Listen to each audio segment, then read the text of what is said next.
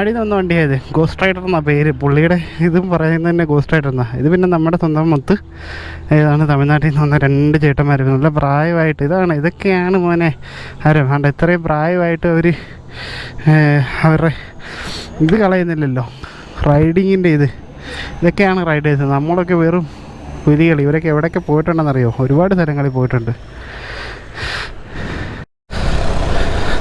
അപ്പം നമ്മൾ വണ്ടി എടുത്തു. ശ്രീനഗർ വരെ ഞാൻ ഇവരുടെ കൂടെ കാണും.